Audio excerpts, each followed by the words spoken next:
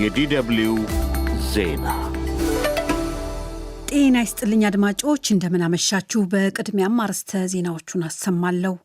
በጫካ የሚገኙትና የፋኖ ንቅናቄ ተራ አባል ነኝ ሲሉ የገለጹልን አቶ እስክንድር ነጋ ባለፉት 4 ዓመታት ከበርካታ የግድያ ሙከራ ማምለጣቸውን ተናገሩ። አቶ እስክንድር ነጋ ጽምዶ የተባለውን ጥምረት የኢትዮጵያ ጠላት ብለውታል። ዛሬ 35ኛ ዓመት የነጻነት በዓሏን እያከበረች ያለው ዩክሬን መዲናዋ ላይ በርካታ የአውሮፓ መንግስታት ባለስልጣናት ተገኝተዋል። በዝግጅቱ ላይ አዲሱ የዩናይትድ ኪንግደም ጠቅላይ ሚኒስትር አንዲ በርንሃም ተካፋይ ናቸው። ዜናው በዝርዝር ለዓመታት ለሰብአዊ መብቶችና ለነጻነት የታገሉት ጋዜጠኛ እስክንድር ነጋ አሁን ደግሞ ከአማራ ፋኖ ህዝባዊ ንቅናቄ ጋር አባል ሆነው በጫካ ትግል እያደረጉ እንደሆነ ዛሬ ለዶይቼ ቬለ በሰጡት ቃለ ምልልስ ተናገሩ። እስክንድር ነጋ በንቅናቄ ውስጥ ተራ አባል መሆናቸውን አክለው ገልጸዋል። ከሳምንታቶች በፊት ተገድለዋል፣ ሞተዋል ሲባሉ የነበሩት አቶ እስክንድር ነጋ መረጃውን ሐሰት ሲሉ አጣጥለውታል። ባለፉት 4 ዓመታት ከበርካታ የግድያ ሙከራ እንዳመለጡ የገለጹት አቶ እስክንድር ነጋ ምናልባት ሊገድላቸው ያሰበው ኃይል ያንን ታሳቢ አድርጎ ያወራው ሊሆን ይችላል ብለዋል። ጽምዶ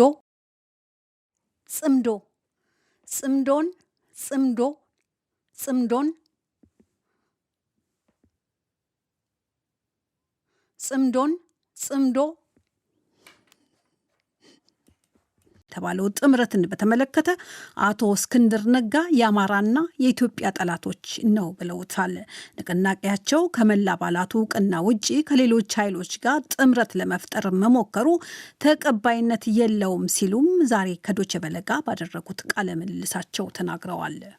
በጽምዶ ኃይሎች ስር የተሰባሰቡ ድርጅቶች የጀርባ ታሪካቸው ስንመለከት በጸረ አማራነታቸውና በጸረ ኢትዮጵያዊነታቸው የሚታወቁ ናቸው። እኛ ያለጠፍንባቸው ስም ሳይሆን ዓለም የሚያውቀው ማንነታቸው ነው። እንግዲህ እነሱ ያን ያስቀመጡበት የራሳቸው ህይወት ዓለም የራሳቸው ታሪክንም ፖለቲካን የሚመለከቱበት መነጽር አለ። አድማጮች፣ ከአቶ እስክንድር ነጋ ጋር የተደረገው ቃለ ምልልስ ዜና መጽሔት በዝርዝር ይዞታል። በኦሮሚያ ክልል ሰሜን ሸዋ ዞን ደገም ወረዳ ታጣቂዎች ትናንት እሁድ ነሐሴ 17 ቀን በፈጸሙት ጥቃት የወረዳው ዋና አስተዳዳሪ ተፈራ ደሴ መገደላቸው ተነገረ። በወረዳውን አኖ ቀሬ ቀበሌ ታጣቂዎች ያደረሱት በተባለው ጥቃት የወረዳ አስተዳዳሪውን ጨምሮ ቁጥራቸው በውል ያልታወቀ ሰዎች ጉዳት እንደደረሰባቸውም የአካባቢው ነዋሪ ለዶይቼ ቬለ ተናግረዋል። ለደህንነታቸው ሲባል ስማቸው እንዳይገለጽ ዶይቼ ቬለን የጠየቁት ነዋሪው በትናንቱ ጥቃት የወረዳ አስተዳዳሪው መገደል ጨምሮ ሲቪሎችም ተጎድተዋል ብለዋል። የወረዳው አስተዳዳሪ ተገደሉትና የገጠር ቀበሌው አስተዳዳሪ እንዲሁም ወደ 6 ሲቪሎች የተጎዱት ከወረዳ ደገም ዋና ከተማ ወጣ ብሎ አኖ ቀረ በሚባል ቦታ ነው ብለዋል። ሌላኛው አስተያየት ሰጪ በፊናቸው ዋና አስተዳዳሪው በተገደሉበት በትናንትናው ዕለት እሁድ በመንግስት የጸጥታ ኃይሎችና በታጣቂዎች መካከል የተኩስ ልውውጥ ሲደረግ እንደነበር ተናግረዋል። ጥቃት አድራሾቹ መንግስት ሸኔ ያላቸው የኦሮሞ ነጻነት ሰራዊት ታጣቂዎች መሆናቸውን ገልጸዋል። ዶይቼ ቬለ እስካሁን በመንግስት አካላትም ሆነ ግድያውን ፈጽመዋል በተባሉ በኦሮሞ ነጻነት ሰራዊት በኩል ምንም አይነት መረጃ አላገኘም። በጊኒ መዲና ኮናክሪ ውስጥ አንድ የቆሻሻ መጣያ ክምር ተደርምሶ ቢያንስ የ30 ሰዎች ሕይወት ጠፋ። የሀገሪቱ ባለስልጣናት ትናንት እሁድ እንዳስታወቁት መዲና ኮናክሪ ላይ ሌሊቱን ከባድ ዝናብ ጥሎ ዳር ኤስ ሰላም የተባለው የቆሻሻ መጣያ ቦታ ላይ ያለው ግዙፍ የቆሻሻ ክምር ተደርምሶ በአቅራቢያው የነበሩ ቤቶች በቆሻሻው ተቀብረዋል። በዚህ ክስተት 30 ሰዎች ሕይወታቸው አልፏል። ሌሎች 6 ሰዎች ደግሞ ከባድ ጉዳት ደርሶባቸዋል። የጊኒ የሀገር ግዛት አስተዳደር ሚኒስትር ጄና ቡቱሬ የነፍስ አድን ሰራተኞች ተጨማሪ አስክሬኖችን በቁፋሮ የማፈላለግ ስራ እንደሚቀጥል አደጋው በደረሰበት ቦታ ተገኝተው ጉብኝት ሲያደርጉ ተናግረዋል። በአንዳንድ ሀገሮች ወቅታዊ ከባድ ዝናብ የቆሻሻ ክምር መደርመሱና ጉዳት ማድረሱ ይታወቃል። በቅርብ ዓመታት በኢትዮጵያና በዩጋንዳ የጣለው ከባድ ወቅታዊ ዝናብ በሀገራቱ ያለን የቆሻሻ ክምር ደርምሶ ተመሳሳይ አሳዛኝ ሁኔታዎች እንዳጋጠሙ የሚታወስ ነው። ደቡብ አፍሪቃዊው የቀድሞ የቦክስ ዓለም ሻምፒዮና ዞላኒ ቴቴ መገደሉን ተከትሎ 4 ሰዎች በቁጥጥር ስር መዋላቸው ተሰማ። የ38 ዓመቱ የሁለት ጊዜ ቦክስ የዓለም ሻምፒዮና ዞላኒ ቴቴ ባለፈው አርብ በደቡብ አፍሪቃ ምስራቃዊ ኬፕታውን ግዛት ዳንሳን ውስጥ በሚገኘው መኖሪያ ቤቱ መግቢያ ላይ 2 ጭንብል ባደረጉ ሰዎች በሩምታ ተኩስ መገደሉ ተዘግቧል። ቴቴ ያሽከረክረ በነበረው መኪና ውስጥ ተሳፍራ የነበረች አንዲት የ27 ዓመት ሴትም በጥይት ተመታ ሆስፒታል ውስጥ ትገኛለች። የደቡብ አፍሪቃ ፖሊስ በግድያው ላይ ምርመራ ጀምሯል። እስካሁን የ2 ጊዜ በቦክስ ዓለም ሻምፒዮናው ደቡብ አፍሪቃዊ ግድያ ምክንያት አልታወቀም። ደቡብ አፍሪቃ ከፍተኛ ግድያ ከሚፈጽምባቸው የዓለም ሀገራት አንዷ ብትሆንም ከቅርብ ጊዜ ወዲህ የግድያ ወንጀል ቁጥር መቀነሱን መረጃዎች ቢያመላክቱም የታዋቂው ደቡብ አፍሪቃዊ የዓለም ቦክስ ሻምፒዮና የቴቴ ግድያ በሀገሪቱ ከፍተኛ ደረጃ ላይ የሚገኘውን የአመፅ ወንጀል ጉዳይ ዳግም ትኩረት እንዲያገኝ መቀስቀሱ ታውቋል። አድማጮች በመከታተል ላይ ያላችሁት ከዶይቼ ቬለ በቀጥታ የሚሰራጨውን የምሽቱን የዓለም ዋና ዋና ዜና ነው።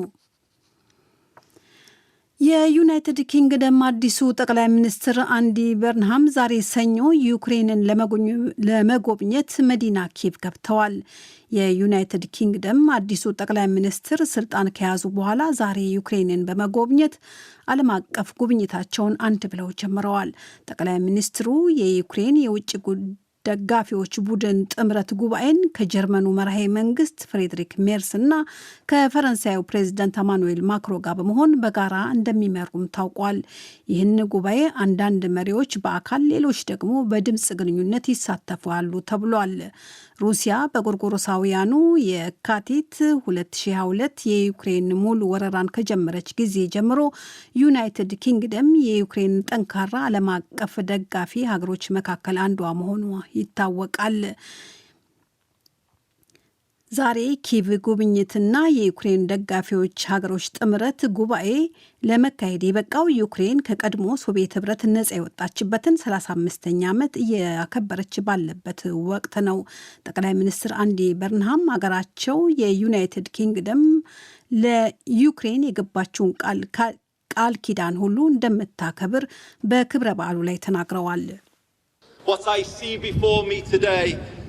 ዛሬ ከፊት ለፊቴ የምመለከተው አንድነት ያለውና ያልተከፋፈለ አገር ነው። እንደ ጠቅላይ ሚኒስትር ይህ የመጨረሻ ጉብኝት እንደማይሆን ተስፋ አደርጋለሁ። ይህ ወደ ውጭ ሀገር ያደረግኩት የመጀመሪያ ጉብኝቴ ነው። ጉዞውን የመረጥኩት ለእናንተ ጉዳይ በምሰጠው ከፍተኛ ትኩረት ምክንያት ነው። አገሬ ለዩክሬን የገባችውን ማንኛውንም ቃል ኪዳን ሙሉ በሙሉ አከብራለሁ። የአውሮፓ ምክር ቤት ፕሬዝዳንት አንቶኒዮ ኮስታ በበኩላቸው ዕለቱ ዩክሬን ከአውሮፓ ነጻ ሀገራት ጋር የተቀላቀለችበት ረጅም የነጻነትና የሉዓላዊነት ትግል ወሳኝ ቀን ነው ብለውታል። ነሐሴ 18 ወይንም በጎርጎሮሳውያኑ ኦገስት 24 ዩክሬን ከአውሮፓ ነጻ ሀገራት ጋር የተቀላቀለችበት ወሳኝ ወቅት ነው። ይህም ለሀገሪቱ ረዥም የነጻነትና የሉዓላዊነት ትግል ወሳኝ ቀን ነው። ዩክሬን በአውሮፓ ሕብረት ውስጥ ያላት የወደፊት ተሳትፎ ለራሷ እንዲሁም ለአውሮፓ በአጠቃላይ የደህንነትና የረዥም ጊዜ የዲሞክራሲያዊ መረጋጋት ድንቅ ዋስትና ነው። የዩናይትድ ኪንግደም አዲሱ ጠቅላይ ሚኒስትር አንዲ በርንሃም የዛሬው የዩክሬን ጉዞ የመጣው የዩክሬኑ ፕሬዝዳንት ቮሎዲሚር ዜሌንስኪ ባለፈው ወር የአዲሱ የዩናይትድ ኪንግደም ጠቅላይ ሚኒስትር ከተሾሙ በኋላ የመጀመሪያ የውጭ እንግዳ ሆነው ወደ እንግሊዝ ከተጓዙ በኋላ ነው። ይህ ዶይቼ ቬለ ነው።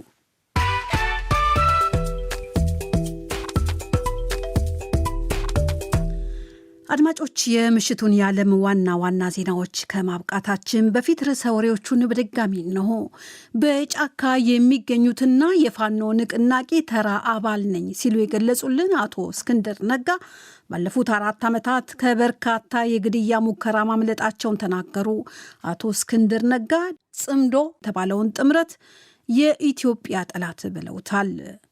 ዛሬ 35ኛ ዓመት የነጻነት በዓሏን እያከበረች ያለው ዩክሬን መዲናዋ ላይ በርካታ የአውሮፓ መንግስታት ባለስልጣናት ተገኝተዋል።